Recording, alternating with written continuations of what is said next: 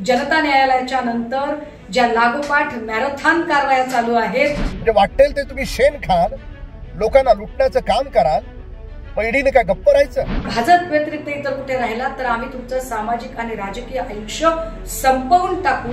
नेहमीचा नित्याचा एक डायलॉग झालाय. भाजपाला प्रश्न विचारणारा विरोधी पक्ष नको आहे. आतापर्यंत जेवढ्यांना अटक झाली, 2-2 वर्ष तुरुंगात राहिले लोक, त्या पद्धतीने भाजपाची ही फडफड चालू आहे. वेगवेगळ्या चौकशी यंत्रणा असतील त्याच्यावर कारवाई करणार म्हणजे करणारच. संसदीय लोकशाहीचं सगळ्यात मोठं सौंदर्य म्हणजे विरोधी पक्षांचं सहअस्तित्व असतं. परंतु मागील वर्षी भारतीय जनता पार्टीचे अध्यक्ष JP नड्डा मुंबईत येऊन म्हणाले की इथून पुढे एक आणि एकच पक्ष शिल्लक राहील, तो म्हणजे भाजप असेल. याचा अर्थ असा की भाजपाला प्रश्न विचारणारा विरोधी पक्ष नको आहे. धारेवर धरणारा आणि सत्ताधाऱ्यांवर अंकुश ठेवणारा विरोधी पक्ष संपवून टाकण्याचं राजकारण भाजपाने ज्या पद्धतीने केले, हे राजकारण म्हणजे अगर तू मेरी नहीं हो सकती तो किसी और की नहीं हो सकती, या न्यायाने हे राजकारण चालू आहे. ज्याचं द्योतक म्हणून जनता न्यायालयाच्या नंतर ज्या लागोपाठ मॅरेथॉन कारवाया चालू आहेत, आधी सूरज चव्हाण, मग राजन साळवी, रवींद्र वायकर, सकाळी रोहित पवार, आता किशोरी पेडणेकर, ह्या सगळ्या जर कारवाया बघितल्या तर आमच्या सोबत आला तर आम्ही तुम्हाला स्वच्छ करू, पवित्र करू, शुद्ध करू. पण भाजप व्यतिरिक्त इतर कुठे राहिला तर आम्ही तुमचं सामाजिक आणि राजकीय आयुष्य संपवून टाकू.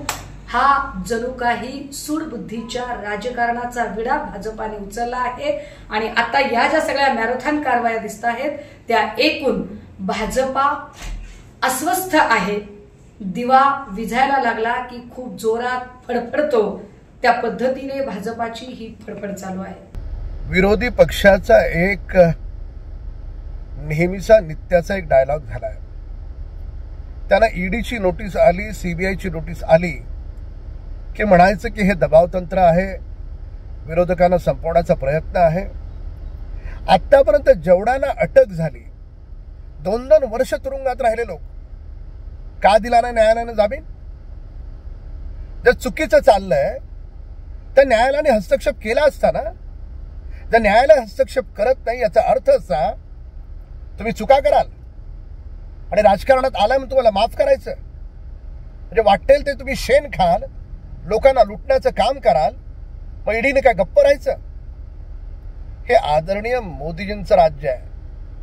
हे महाराष्ट्रामध्ये आणि देशामध्ये जो प्रामाणिकपणे काम करेल त्याला घाबरण्याचं कारण नाही.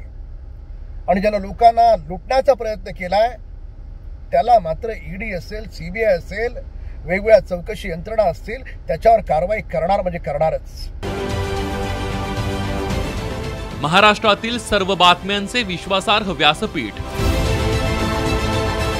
सकाळच्या सर्व सोशल मीडिया प्लॅटफॉर्मला लाईक, फॉलो आणि सबस्क्राईब करा. तसंच सर्व नोटिफिकेशनसाठी बेल आयकॉन प्रेस करायला विसरू नका.